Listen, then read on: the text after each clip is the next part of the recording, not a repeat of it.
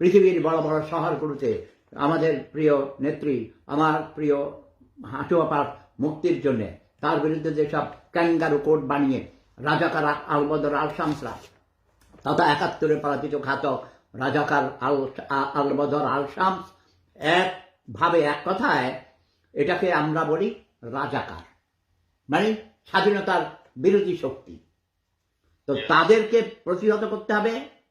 কোনো অবস্থাতেই তাদেরকে, যারা এই দেশের স্বাধীনতা চায়নি, তাদেরকে রাষ্ট্রীয় ক্ষমতা আসতে দেওয়া হবে না। আর যারা চক্রান্ত করে জাতির পিতাকে হত্যা করে এই যে 15ই আগস্ট আসছে, এই শোকাবহ দিনে রাতে, সেই অন্ধকার রাতে, শোকের মাস আগস্ট, গত বছরে এই আগস্ট মাসেই আমার হাঁসুয়াপাকে নিজের মাতৃভূমি ত্যাগ করে চলে যেতে হয়েছে প্রাণ বাঁচাবার জন্য। তাকে নিয়ে গেছে জোর করে, তিনি যেতে চান নাই।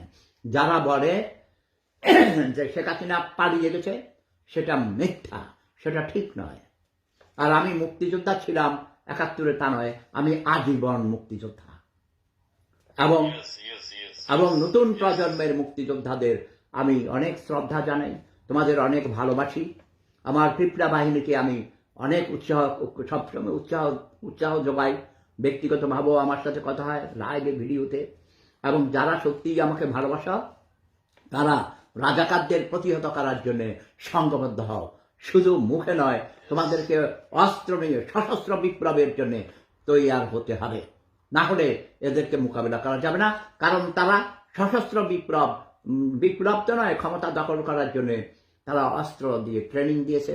আমি জানি, আমি অনেক কথা জানি, আমি সব কথা বলবো না।